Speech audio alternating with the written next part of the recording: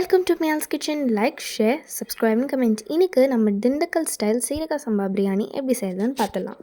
இப்போது நம்ம 1 kilo mutton எடுத்துருக்கோம். அதுக்கு 1 ஸ்பூன் எண்ணெய் சேர்த்துக்கலாம், பிரிஞ்சி இலை 1 சேர்த்துக்கலாம், பட்டை 2 சேர்த்துக்கலாம், அன்னாசிப்பூ 1, அப்புறம் மராட்டி மூக்கு அது 1 சேர்த்துக்கலாம், அப்புறம் லவங்கம் 3, ஜாவித்ரி, அப்புறம் ஏலக்காய் 1, கல்பாசி 1, கொத்தமல்லி கொஞ்சோண்டு சேர்த்துக்கலாம், புதினா கொஞ்சோண்டு சேர்த்துக்கலாம், வெறும் மிளகாத்தூள் 1 ஸ்பூன் அளவுக்கு சேர்த்துக்கலாம், கல் உப்பு தேவையான அளவு சேர்த்துக்கலாம், அப்புறம் தண்ணி நல்லா கறி வேகிற அளவுக்கு சேர்த்துக்கோங்க. இப்போது ஒரு 6 விசில் வரைக்கும் நம்ம கறியை வேக வச்சுக்கலாம். ஏலக்காய் 5, ஜாவித்ரி 1, சோம்பு 1 ஸ்பூன், லவங்கம் 10, பட்டை 5, அன்னாசிப்பூ 1, கருப்பு ஏலக்காய் 1, இது எல்லாத்தையும் நம்ம ட்ரை ரோஸ்ட் பண்ணிவிட்டு ஆற வச்சுட்டு அரைச்சிடலாம். ஃபாஸ்ட்டாக ட்ரான்சிஷன் பார்த்துடலாம். இப்போது புதினா ஒரு கட்டு, கொத்தமல்லி ஒரு கட்டு, அப்புறம் ஒரு 5 பச்சை மிளகாய் சேர்த்து அரைச்சிடலாம்.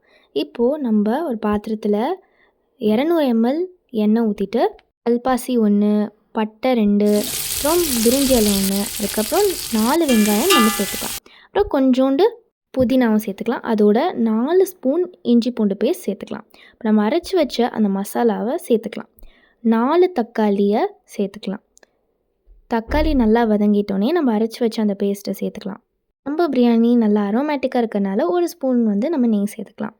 தயிர் ஒரு தேவையான அளவு சேர்த்துக்கோங்க.